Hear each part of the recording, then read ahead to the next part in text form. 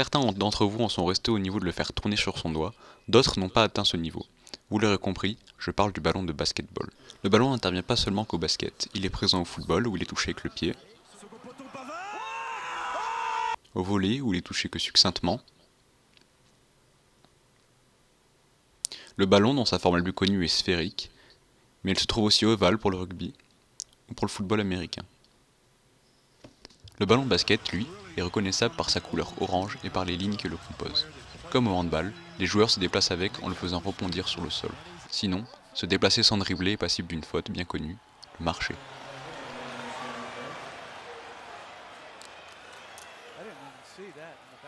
Des dribbles en voici en voilà, certains servant à passer son défenseur en 1 contre 1.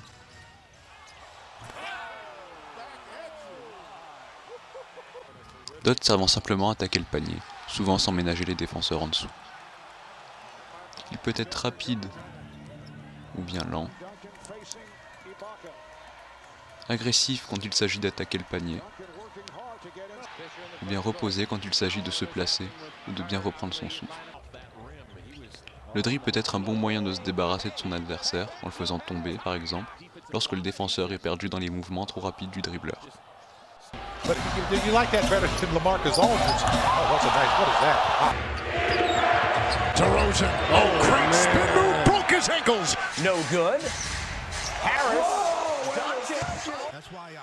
Le ballon sert évidemment à marquer, le but étant de le faire rentrer dans un cercle assez étroit, comptant 1 point pour les lancers francs, compter 2 points pour les doubles pas, ou pour les tirs à mi-distance, enfin bref, pour tous les tirs en dessous de la ligne des 3 points. Et compter 3 points pour un tir au-delà des 7,23 m du panier. Ou bien encore plus loin pour ceux qui veulent s'amuser, comme aime bien le faire Stephen Curry des Golden State Warriors, pour qui la zone des 3 points est son terrain de jeu. En voici un petit florilège.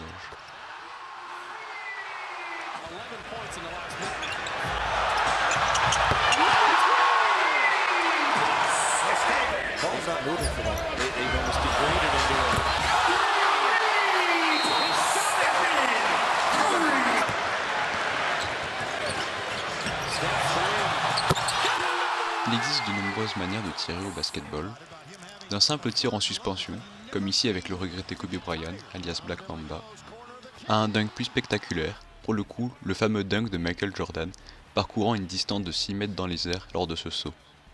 Ou des dunks encore plus fracassants, comme ceux de l'immense Shaquille O'Neal, qui a déjà détruit plusieurs paniers en y accrochant ses 150 kilos, à savoir qu'il collectionne chez lui tous les paniers qu'il a cassés dans sa carrière.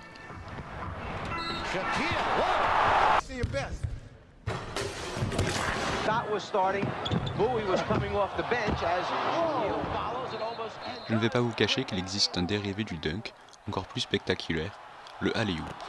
Une passe rattrapée directement dans les airs avec une finition de smash, un des gestes les plus compliqués, mais aussi un des plus magnifiques à regarder.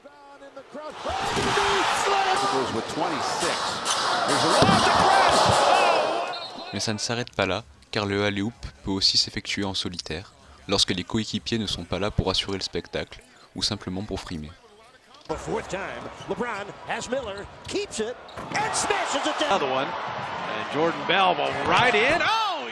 Bref, vous l'aurez compris, certains joueurs s'adonnent à quelques fantaisies lors des tirs, c'est notamment le cas lors des lancers francs, comme celui-ci avec Michael Jordan, lancer franc tiré avec les yeux fermés.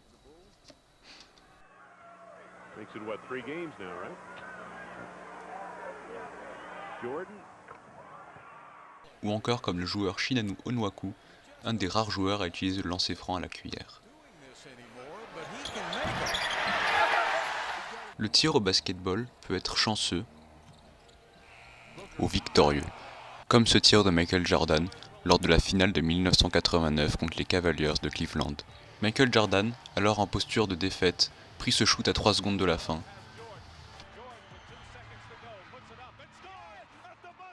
Shoot grâce auquel les Chicago Bulls finiront une fois de plus champions NBA. Mais un tir se rate également. Cela arrive souvent et il est préférable de vite passer à autre chose. Mais difficile de passer à autre chose lorsqu'on rate un tir simple, ou bien lorsque seul, face au panier, les joueurs se surestiment un peu, comme le fait Tony Parker lors de ce dunk.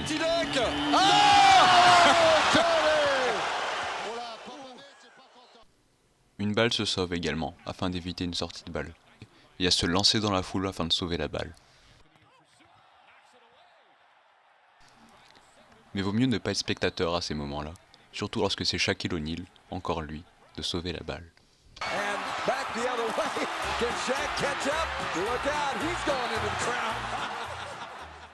Face à cet homme de, rappelons-le, 150 kg et de 2,16 m, la meilleure réaction serait sûrement celle du banc des Phoenix Suns, qui a tout simplement fui en voyant la bête se diriger vers eux. Comme vous le devinez certainement, un ballon s'intercepte, mais se contre également. C'est une manière efficace pour dire qu'on refuse de se prendre un panier.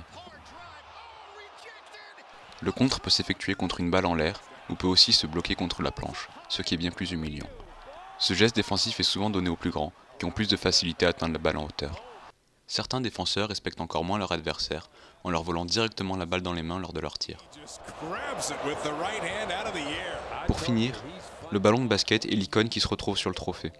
Il incarne le jeu, la passion pour ce sport, donc avant tout le ballon s'embrasse, il se brandit, il nous rappelle pourquoi nous jouons. Lui qu'on a maltraité toute une partie de basket, il faut lui être redevable d'avoir coopéré.